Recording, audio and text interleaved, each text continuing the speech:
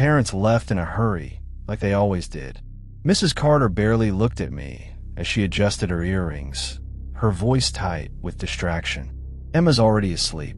Just make sure the doors are locked. Mr. Carter didn't speak at all, just handed me $40 and followed his wife out the door.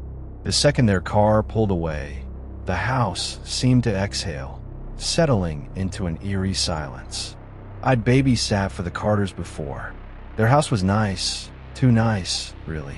Expensive furniture, spotless floors, the kind of place where you feel like you shouldn't touch anything. But tonight, something felt different. The air was too still, like the house was holding its breath. I checked on Emma first. The 3-year-old was curled up in her princess bed, her breathing slow and even. I tucked the blanket around her and crept back downstairs, trying to shake the prickling feeling on the back of my neck. The TV was on, some sitcom playing at low volume, but I couldn't focus. Every creak of the house made my shoulders tense. Old houses settle, I told myself. It's nothing. Then the power went out. Darkness swallowed the living room whole. The TV died mid-laugh track, leaving only the sound of my own breathing. I fumbled for my phone, the blue light harsh in the blackness. No storm, no wind, just sudden, total silence. That's when I heard it. A whisper of movement from the kitchen. Not the hum of the fridge. Not the settling of the house. Footsteps. My pulse spiked. Hello. My voice sounded too loud, too shaky. No answer. I stood, gripping my phone like a weapon. The kitchen doorway was a black mouth waiting. I took a step forward, then froze. The back door was open. Not just unlocked. Open. A sliver of moonlight cut across the tile floor. I knew I had locked it. I always locked it. My fingers trembled as I dialed 911. But before I could hit call, a sound from upstairs made my blood turn to ice. A child's giggle. Emma. But it wasn't her happy giggle. It was the one she made when she was scared, high-pitched, nervous. I took the stairs 2 at a time, my heart hammering. Emma's door was slightly ajar, the way I'd left it. I pushed it open, my phone's light sweeping the room. Empty. The bed was rumpled, the blankets tossed aside. Emma's stuffed bunny lay on the floor, its button eyes glinting in the dim light. Emma. My voice cracked. Then, from the closet, a tiny muffled whimper. I lunged for it, yanking the door open. Emma sat curled in the corner, her knees hugged to her chest. Tears streaked her face, but she wasn't looking at me. She was staring past me. I turned. A man stood in the doorway. Tall, broad-shouldered, his face shadowed. He wasn't wearing a mask. That was the worst part. He didn't need to. You weren't supposed to be here tonight, he said, his voice calm, almost conversational. My throat locked. I knew him. Mr. Carter's brother. The one who'd moved away last year. The one Emma had once whispered scared her. He took a step forward. I shoved Emma behind me, backing us both against the wall. My phone was still in my hand. Asterisk 911, call 911 asterisk. But he moved faster. A flash of metal in his grip. A knife. Emma started to cry, soft and terrified. The man smiled. Don't worry, he said. It'll be quick. Then headlights. A car roared into the driveway, tires screeching. The man's head snapped toward the window. The Carters were home.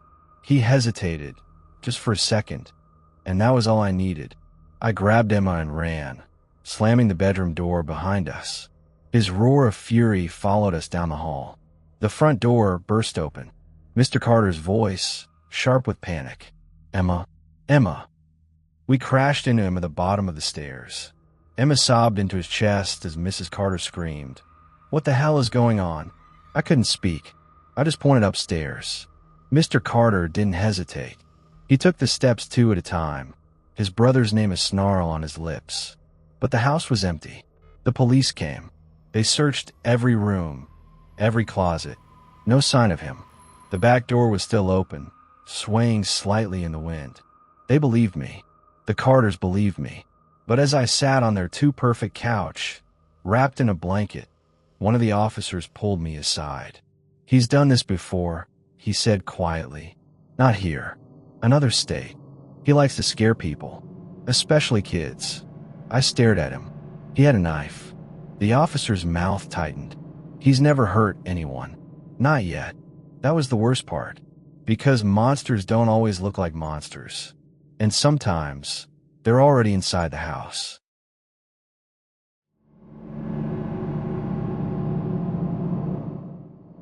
I was hired to babysit for the Harveys on a quiet street in Montville, one of those old money neighborhoods where the air always smells like cut grass and the houses creak like they're remembering something.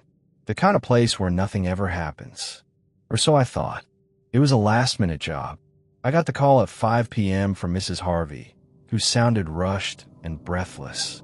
"Just dinner and bedtime for Caleb. We'll be back by midnight. Easy. Quick cash." I said yes without thinking twice. I got there around 6. The house was tall and shadowed by oaks, the paint flaking around the shutters. Inside smelled like lemon cleaner and old wood. Caleb, 5, was sweet, clingy but polite. I made him mac and cheese. We played a board game. And by 8 he was tucked in. The house felt still, like it exhaled when he fell asleep. I settled into the living room with my book, occasionally glancing at the baby monitor. Black and white screen. Caleb's small form under the blankets. Steady breathing. Around 9:30, I heard the back door rattle.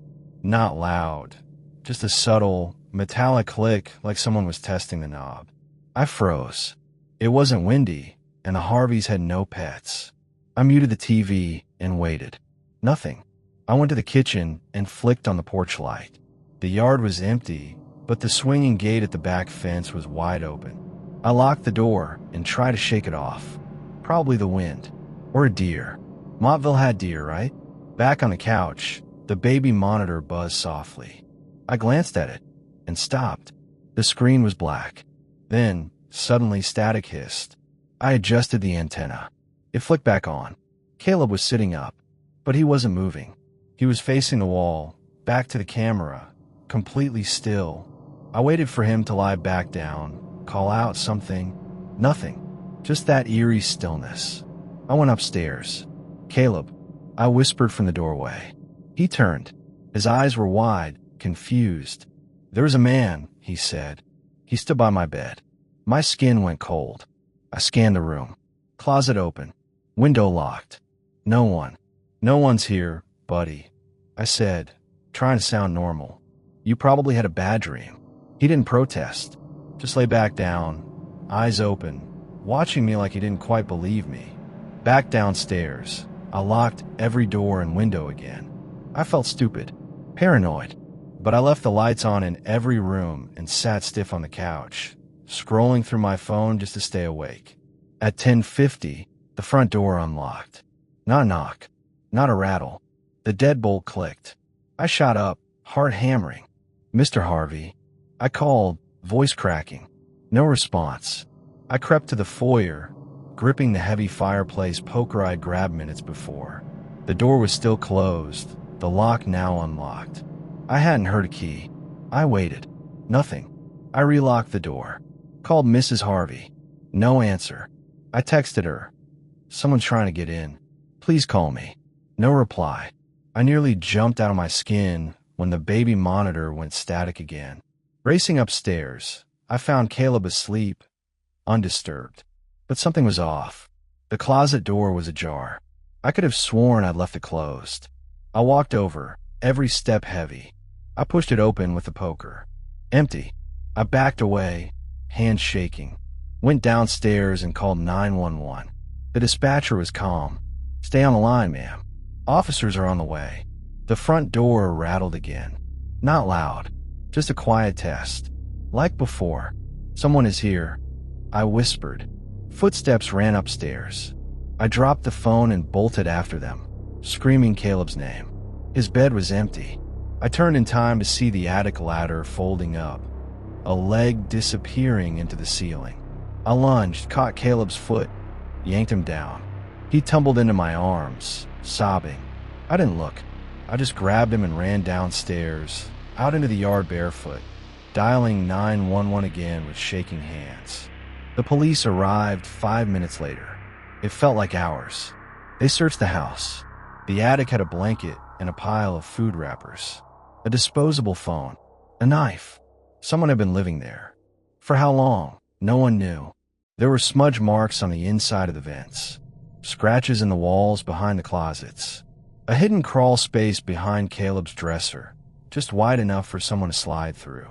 They never caught him. The Harveys installed alarms, security cameras, the works. I never babysat again. The worst part, a week later, I was scrolling through Caleb's old drawings that I'd helped him tape to the fridge that night. One caught my eye. Stick figures, one big, one small, in a house. And behind them, drawn in pencil so faint I'd missed it before, was another man, just standing there, inside the walls.